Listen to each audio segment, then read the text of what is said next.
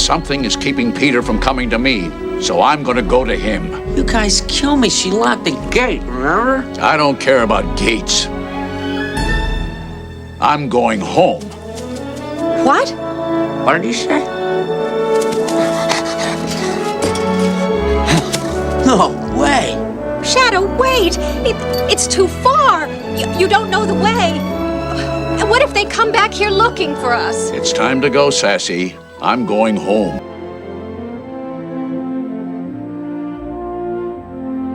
Homeward Bound, The Incredible Journey is a 1993 adventure comedy film directed by Duane Dunham that was a remake of the 1963 film The Incredible Journey, which was itself based on the 1961 novel by Sheila Burnford.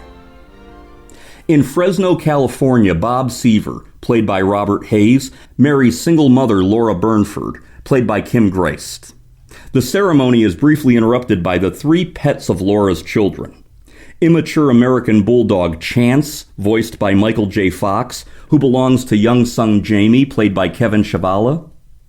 Pampered and snooty Himalayan cat Sassy, voiced by Sally Field, who belongs to daughter Hope, played by Veronica Loren.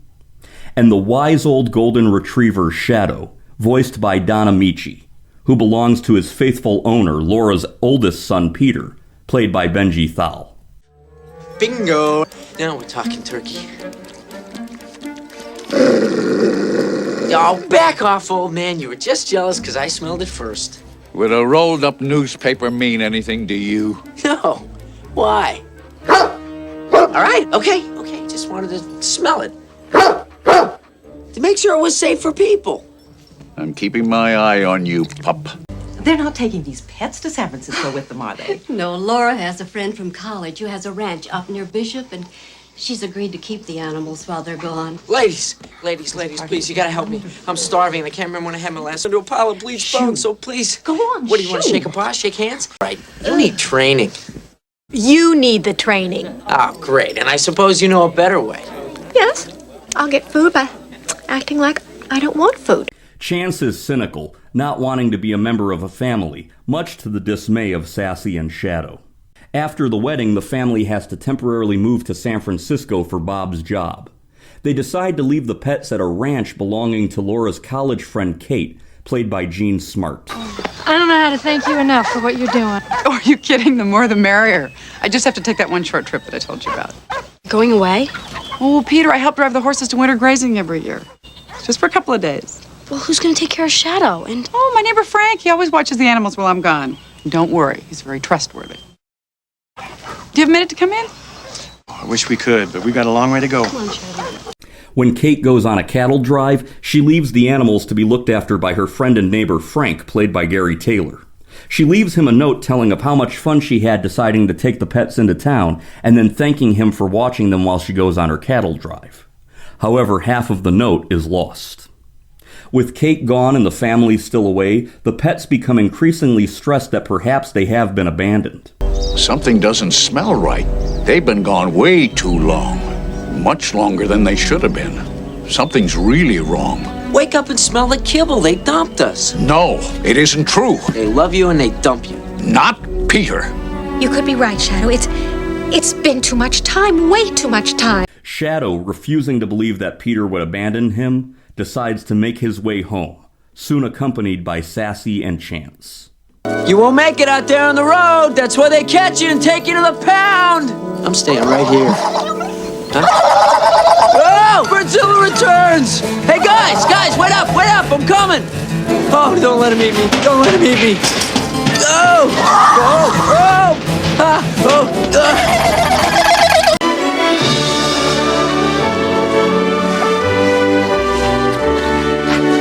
Home is just over that mountain. We'll be there before dark. How do you figure? It took us ages to get this far. That was a long way. We'll take the shortcut straight up and over. The animals head into the rocky wilderness of the Sierra Nevada mountain range. While attempting to catch fish for breakfast, they are confronted by two black bear cubs and a large brown bear. Sassy, help me out here, will you? I'm starving. Say it first. Oh, Say it. I can't hear you. cats rule and dogs drool. You happy? Thank you, precious. You're welcome, Cupcake. La la la la la la. There you go. Hey, thanks. Whoa. Hey, Scram, get your own fish. Careful, pup.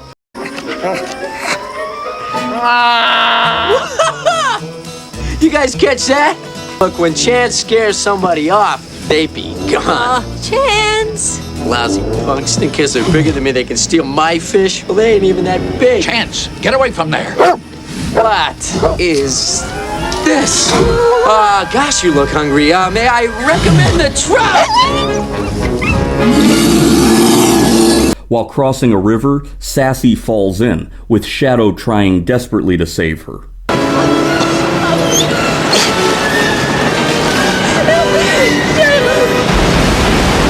Shadow, please. Sassy, swim hard. Please. Help. Sassy! Sassy goes over a waterfall to her apparent death.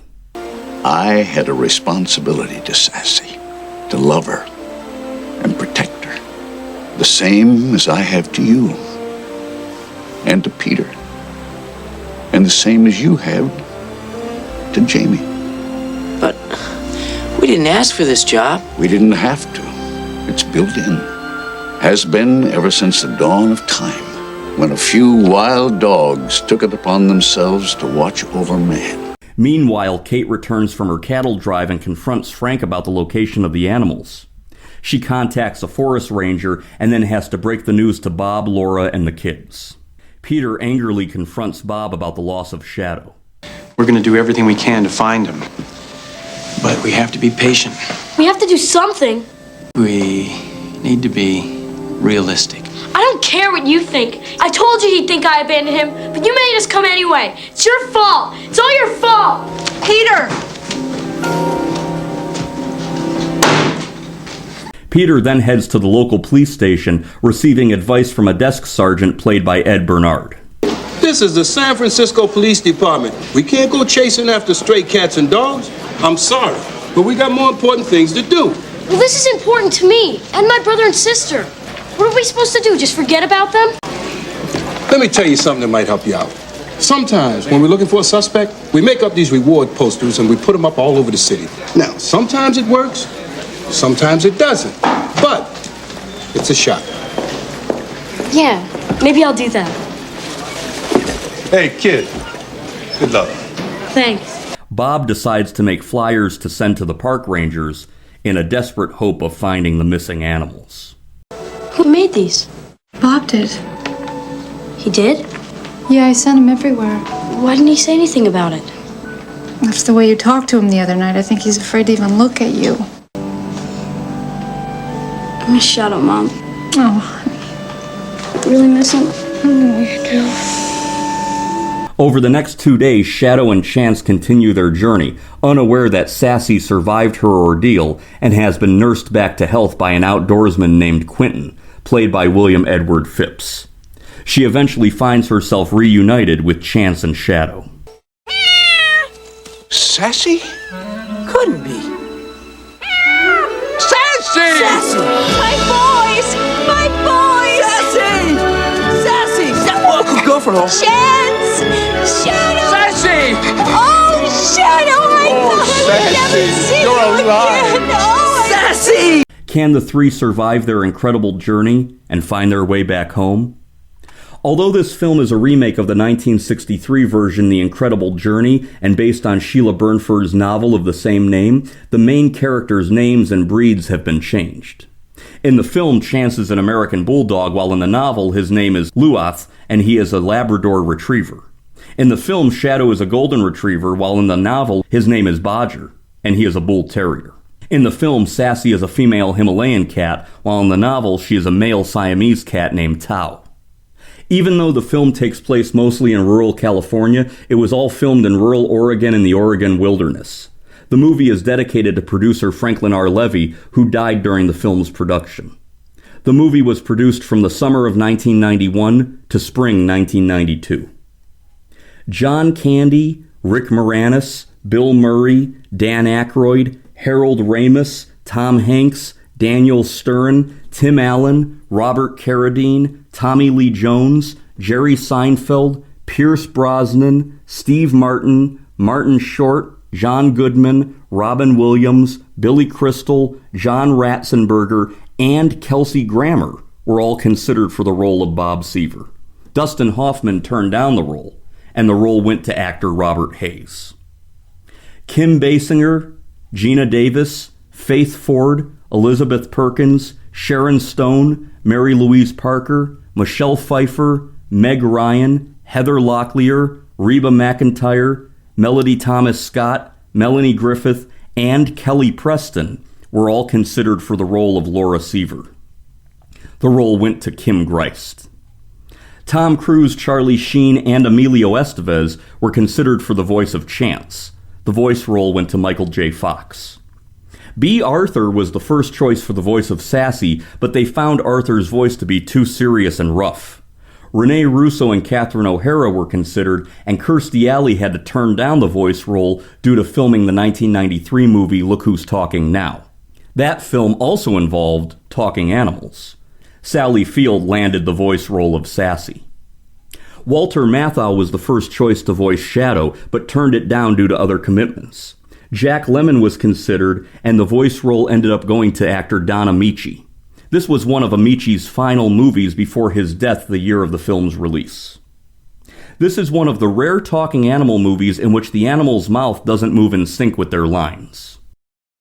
The animals were always safe during filming. When Shadow falls into a pit and injures his leg, the dog never actually fell into a pit. When he stepped on the boards, they broke, but there was a platform just below. Then a fake dog was dropped into the pit, and the scenes were edited together. When Shadow appears at the end of the movie with a limp, this was accomplished by putting a rounded wooden bead between the dog's toes. The bead didn't hurt him in any way, but gave him a peculiar sensation, causing him to walk with a limp. Chance loves to tease the aloof Sassy by chasing and teasing her. The chase scenes were done in cuts. The cat was just running to a buzzer, while the dog came in response to verbal cues, but was not actually chasing the cat. Released on February 3, 1993, this movie grossed a total of $57 million, making it a hit. In fact, it was in the top 2 or 3 spot in February of 1993, behind only hit films like Groundhog Day and Falling Down.